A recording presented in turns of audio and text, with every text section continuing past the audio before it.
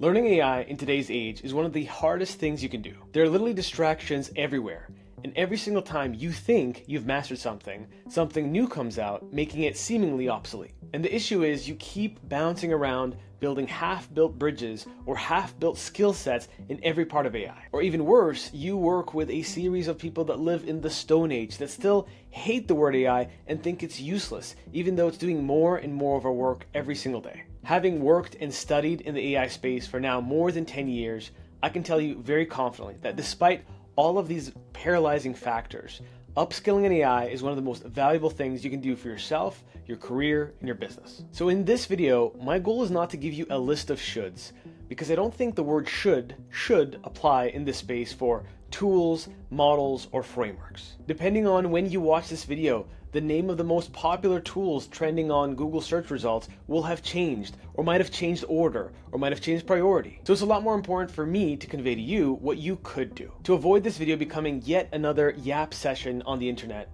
I'm going to make it a lot more tangible. I'm going to walk through the 4 biggest mistakes that you could make learning AI, whether you are at zero from scratch or you're immediate to intermediate. And to make it even more tangible, I'll walk through the top 10 questions that I've received from thousands of hours of consulting as well as with mentoring in my community. And these questions will be evergreen, meaning if you watch this 3 months from now, a year from now, hopefully my answer will give you what you need to take the path forward. And the last thing I'll leave you with is a very simple roadmap that you can tether to whether you're starting or you're already on your journey learning AI, so you can have tangible steps to go from someone who kind of wants to learn this stuff to being an actual practitioner, whatever being a practitioner means to you. Let's dive in. All right, so starting off, these are the 4 biggest mistakes that I see happening every single day, and it hasn't changed since ChatGPT first came out. The first mistake is the Perpetual Beginner Syndrome. And this is what happens if you're either starting out or you just keep restarting every single time you see a brand new tool, framework, or thing come out, very shiny thing, that might not even apply to what you're trying to do from a use case perspective, but you keep relearning every single month. And when you do that, you're really depriving of yourself. Even if you watch YouTube videos, including mine or whoever's, and you feel like you're learning passively, you're actually learning nothing because you're either barely applying it or you're applying it for a weekend to build a small project, and then you either let it go and move on to the next thing, or you become paralyzed in fear as to whether or not you should stay and double down or move on to this brand new shiny tool that says it's better or kills the rest of them. And the next one is tool addiction. And I literally made a video on this in the past 30 days, where you just keep stacking not just tools, but also courses and even school communities. I meet some people every day that are in 5, 10, 20 paid school communities. Impossible to keep up with YouTube videos, feeds, X, Twitter, LinkedIn, every single school community. It becomes overwhelming. So again, you fall into the same trap where you think you're ahead of 90% of people. And you might be exposed to more than 90% of people, but you don't actually know much. You don't know anything really deeply. You're at a shallow level where you know a little bit about everything. The next one is learning theory over practice. So you learn everything you know about prompt engineering, but you don't actually tangibly try prompts and see the results and iterate and see what happens when you try this model versus the other model to better understand the entire landscape and ecosystem of when you should ask for request A for ChatGPT versus request B from Claude or request C from Gemini. And the issue here is you accumulate knowledge, and you having that knowledge and accumulating it gives you the perception that you are a great AI consultant or you are a great AI practitioner. But if you try to provide advice to someone else or another business or another person on how to use AI, your opinion doesn't actually carry that much weight because you have a lot of things in theory. But generative AI in practice, not even normal AI like machine learning and stats, which is more deterministic, but generative AI is unpredictable in the real world. So for you to say that you've accumulated all this knowledge, that you know exactly what model to use when, but you haven't actually used them to see and have that been there, done that logic is what will hold you back. And that segues to this last point, which is learning instead of building. So you take a 6-hour end-to-end course, but you have built half a workflow, or you just did the normal one where you put a chat trigger and an agent and you say, look, I just built my first automation. And then you stop there. And as soon as you see something scary like, what's an HTTP request? You stop, you pause, and maybe you go back to, oh, look at this new thing from ChatGPT. Look, Sora 2 just came out. Let me just drop everything and learn that. Now, these are the mistakes. So I'm going to walk you through now the 10 questions I told you about to walk through the question, how I would think about answering it. And again, the answers to these questions are not shoulds. They are my opinion based on seeing tons of applied knowledge in the space, having personal tons of failures with client projects and tons of successes. Now, question one is, should you focus on learning to code or learning to recognize and work with code patterns?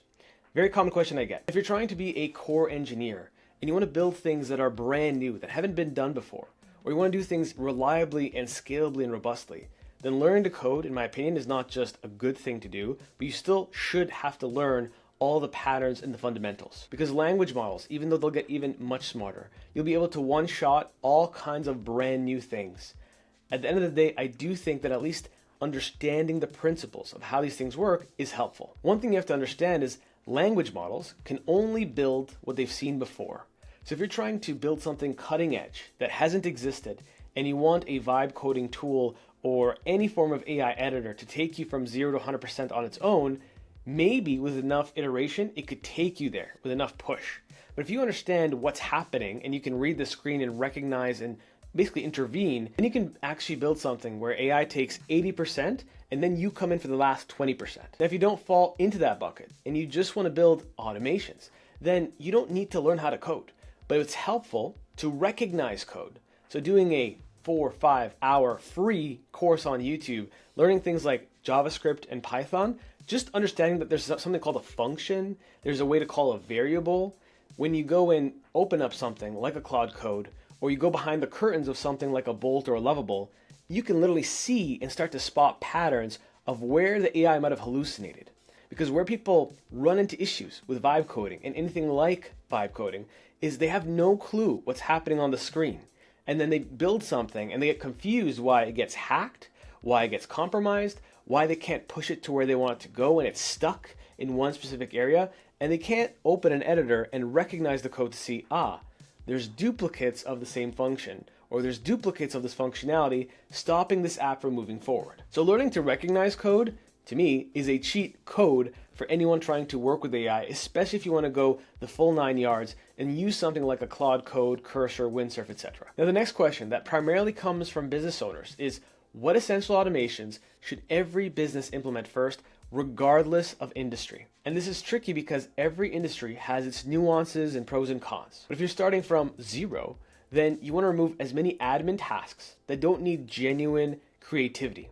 And you want to start down this ladder or this hierarchy where ideally you want to take the most deterministic, which in plain English means predictable workflows, where you don't need AI at all, where you just have workflows or just Python or JavaScript functions. So a tangible example is if you do onboarding for clients, and when someone pays for your thing, they get an email that automatically gives them a link. That's the same link every single time. They get invited to this Slack or this Discord, and then you ingest them into that portal, and then they go through the same kind of repertoire of start to finish. Then it makes a lot of sense to be deterministic and build a normal automation. People get really hyped about adding AI agents or generative AI to everything, where generative AI is something, in my case, you treat like a dog on a leash, where you have the leash really close to you and you release it as you need more creativity and you have an error tolerance in your system. So doing everything also revenue adjacent will get you some more ROI versus just stacking automations for the sake of stacking automations. And other things you could think of could be like email management,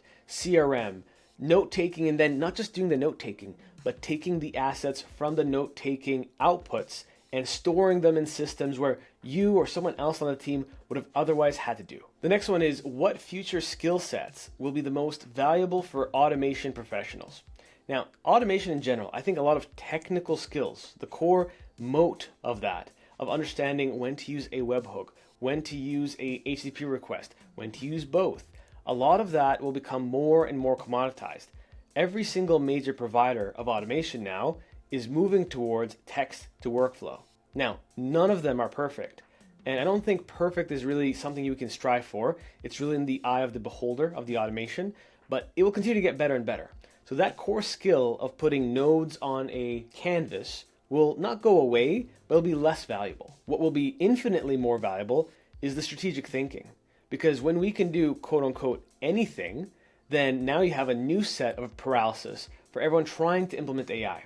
So if you've been there, done that, and you understand the fundamentals, and you've built automations, then you can answer the questions like, what is the most valuable thing for me to do right now? What is worth doing? What's probably going to be a tricky automation? And what should I put on the back burner for later?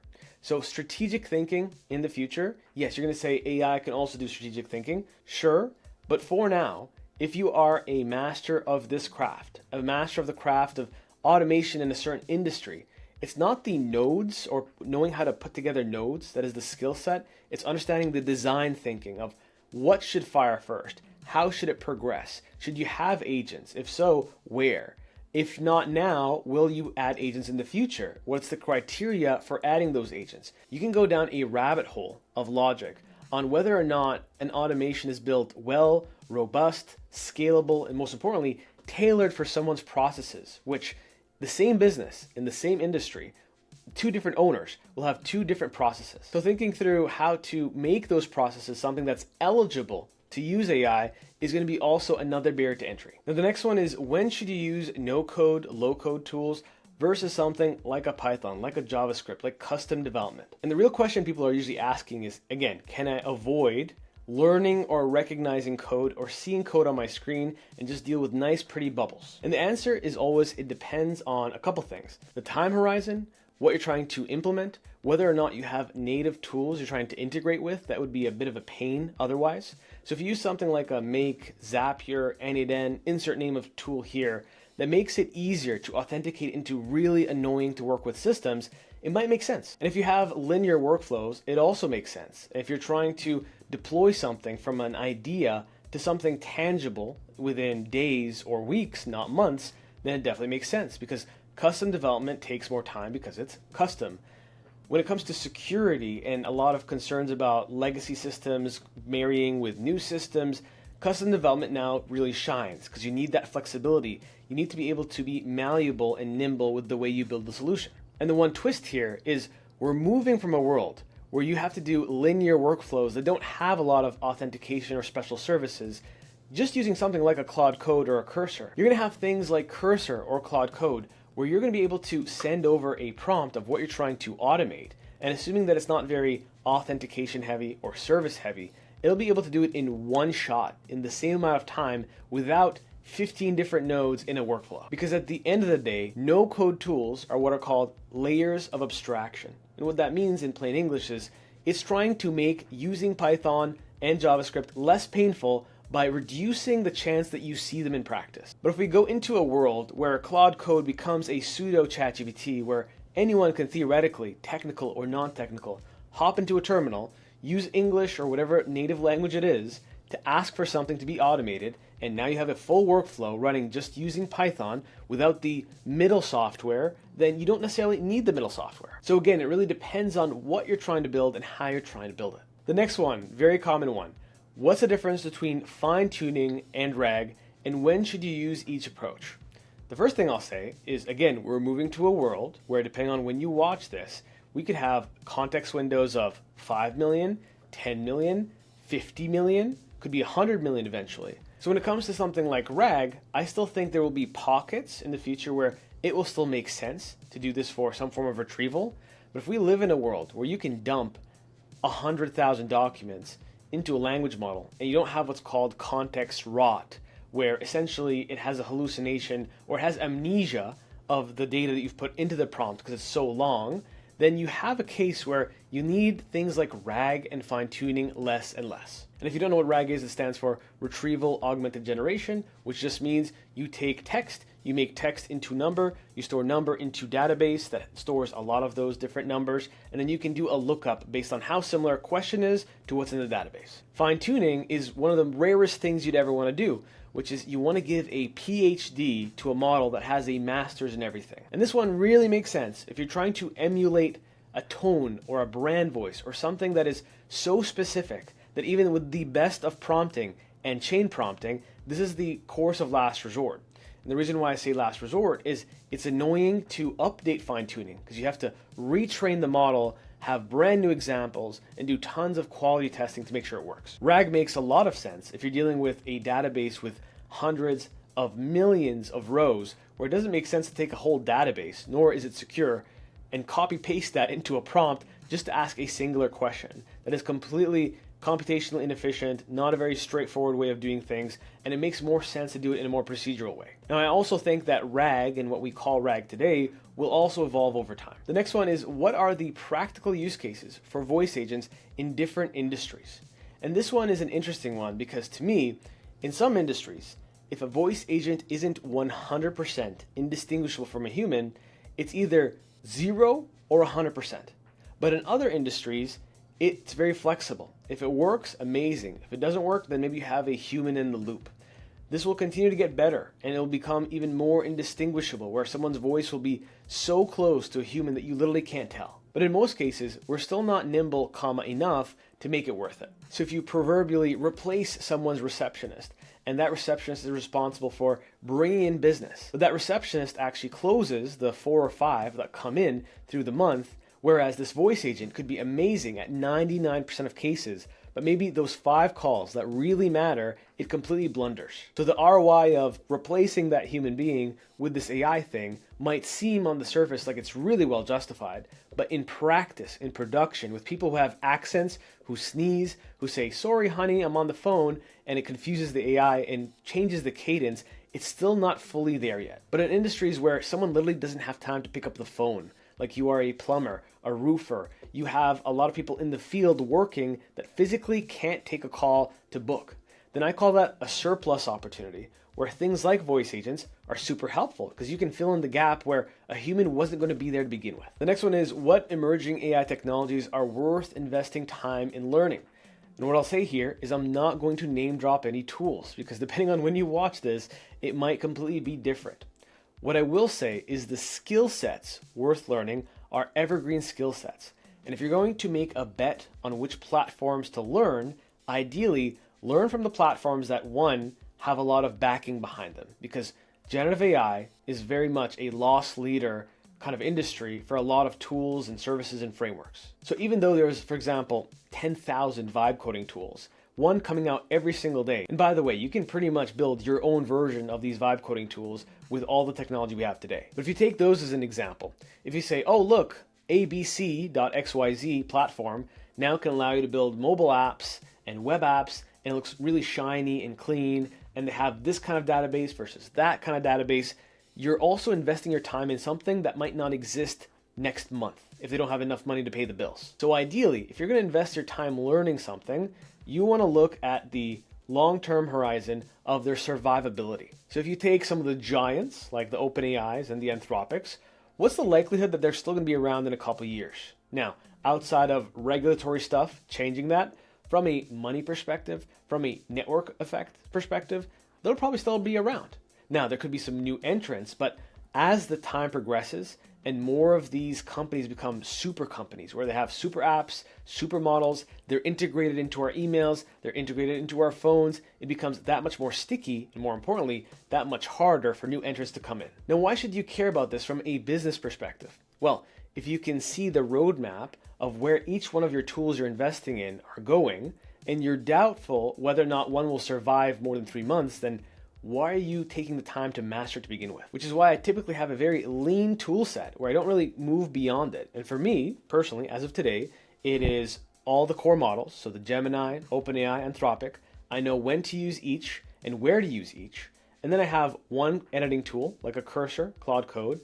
And then I have one vibe coding tool for something very quick and dirty. And then I have one automation tool that I really focus on.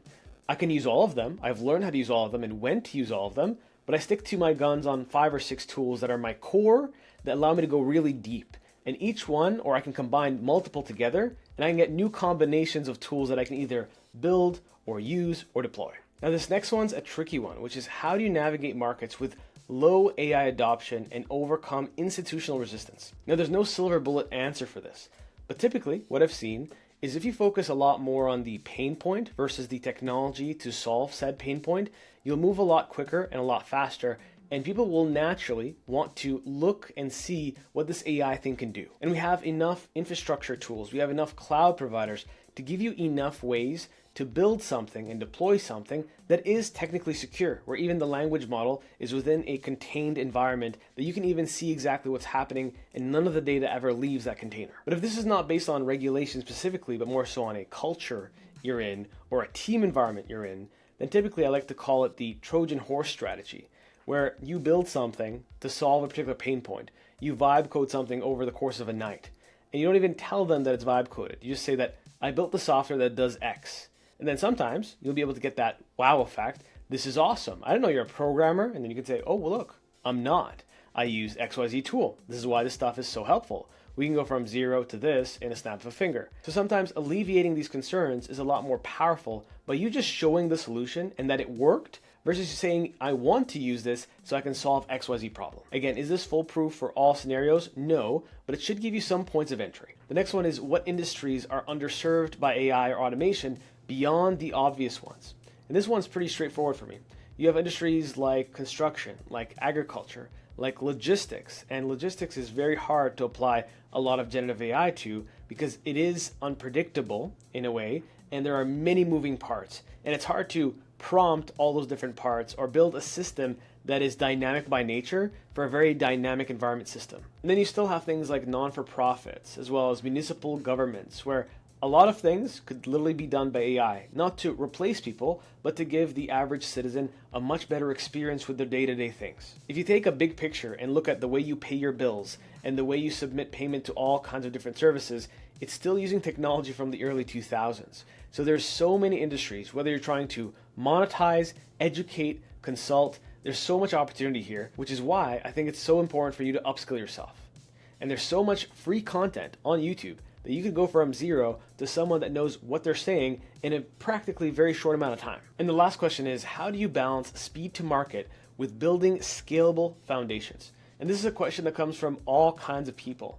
There are some people that are so obsessed with building the perfect workflow that is so robust and has the best quality check and is the most world-class design of that workflow, even though 1, they haven't validated the idea, 2, they haven't audited their systems or their client systems to see whether or not they're even eligible to be automated. And then 3, a lot of times in this world where you can build quote unquote anything, it's much more important that you just validate the idea. So you can vibe code, vibe automate, vibe whatever in a very short amount of time, see if it has legs, test it out, and then build it a little bit better. And then build it so it can handle, let's say we're taking a vibe coded app.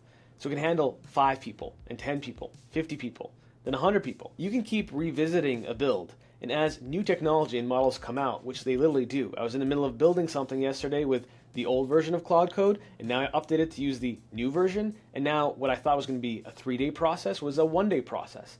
So as you iterate, this technology will continue to change underneath you. So if you build in an iterative way, as the space continues to iterate, and it literally won't stop, because if these companies are taking the data that we're basically outputting and going back and forth with Claude and ChatGPT and using it to retrain their models, then yes, they will get better because they will have even more brand new training data that we're literally giving them. So I'd say planning a specific, rigid, cemented process of saying we're going to start project from 0 and end it at day 45 and that's it is probably not practical for this new world. Once you have something working and it's in production, and you can validate that it's actually working the way you expect it, and you see all the edge cases, then, and only then, in my opinion, should you double down and make it really robust, assuming, again, you're not catering to enterprise clients, or you're not catering to the masses, in which case it makes sense to go down the slow and steady route, where you build something for as much perfection as possible. But for most of you, that probably doesn't apply. And last but not least, I promised you a roadmap. Not the roadmap, no shoulds,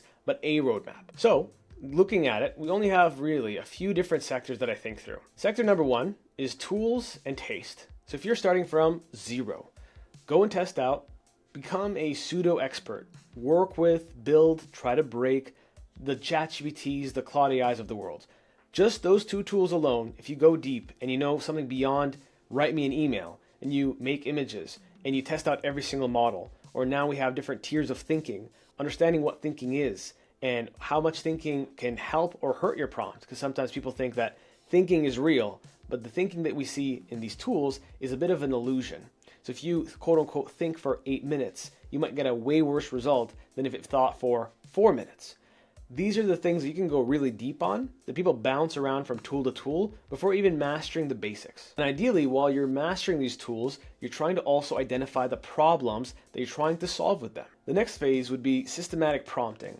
And I keep harping on, and I will continue to harp on, that prompt engineering is the bedrock for every single thing in this space, whether it's image, video, new model. Every single time a new model comes out, it has brand new weights. When it has brand new weights, the way you speak to it and the way it speaks back to you will change ever so slightly. So being able to be nimble and look for those nuances and read system cards or have AI read system cards for you and understanding what system prompts are will help you become that much better than the average person. And like I said before, it's more important than to learn the theory is to actually apply it, test out the prompt, see what changes, see what breaks, and even test out something like apply the same prompt in an automation, could be very simple, 100 times, and see how many times the result drifts. If you don't know what you're doing, it will drift a lot. And the next thing you can go through are things like architecture and agents. And we live in a world right now where every single thing is called an agent, even if it's not. So a chatbot is being called an agent. A workflow automation with an agent node is called an agent, even though just a workflow automation featuring AI. So in a world where the definition of these words is really all over the place and it's muddied, it's really important to double down eventually once you have your footing and understanding different design patterns, different agent structures, what is an agent, what is not, what is the spectrum of the word agentic. And then once you have your core stack of tools that are not necessarily immutable or they don't ever change, but for the most part are pretty predictable which ones you're going to stick to, this is where you can start to specialize. And this is where you can start to say, I really love making AI images for UGC or AI videos using this kind of model. And then no matter what new model comes out, you're already such a specialist because you spent all the time understanding and seeing patterns that you're able to build whatever you want and become a real specialist in that domain. And just to think 4 or 5 years out, we're going to have humanoid robots pretty soon. And how do you think those are going to interact with the real world? Will they read your mind? Probably not at the beginning. But they will need to be prompted, just like LLMs need to be prompted. Now, the way you'll prompt a humanoid robot to go and fold your clothes will be different from the way you ask Midjourney to make a picture of a goose. But by learning prompt engineering and understanding that rhythm and flow, you will continue to be nimble. So the ground will continue to shake and move beneath you, but you'll be able to jump to the next step because you have the prerequisite skills and the know-how and the being there, done that experience to be able to adapt. Because we need to be in a world where we're constantly learning forever. And with that, I hope it helps shape the way you think about the AI space in general, because it can be daunting and completely overwhelming. But if you break it down into individual parts and you try to look at the big picture as much as possible, you'll be less affiliated with these tools that kind of have cult-like gatherings around them. The goal is you understand the foundations, and the goal is you know how to apply them. Because in the not so distant future, all kinds of technical and non-technical skills will continue to get automated. But one of the things that will remain from people that win is understanding and having familiarity with the ecosystem of AI, knowing what different sectors there are, what different tool sets there are, which tools are better than others, which tools are you willing to bet on for the next 12 to 18 months. And the goal again is to continue to learn, but learn the things that matter versus learning the noise. Now, very atypically of me, I have 3 call to actions. The first call to action for the majority of you is if you check the second link in the description below, we put together a beautiful care package of some beginner automations that you can get started with.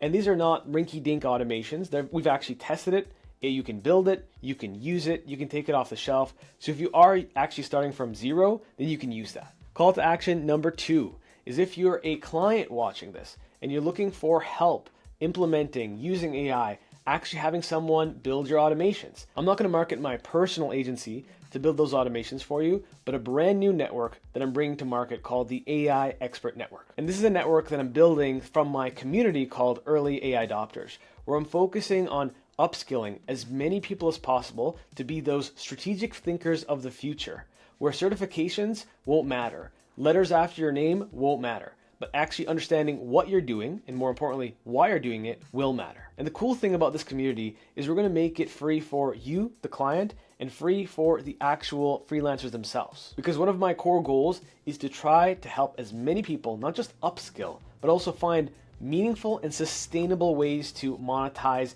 having this AI knowledge, but more importantly, applying it. If you are a client and you are looking for some talent to help you get started on your AI journey, then check the third link in the description below. It'll be a waiting list for our soft launch of this network coming very soon. And the last call to action is if you want to learn AI, you can learn everything you want for free on YouTube and everywhere else without adding an info product, a community, or a course to your stack. But if you want to go faster, if you want to be around other people that are also specializing and want to level themselves up, then absolutely check out the first link in the description below for my exclusive community called Early AI Adopters. If you watched this far, then you're a legend. I thank you, and I'll see you in the next one.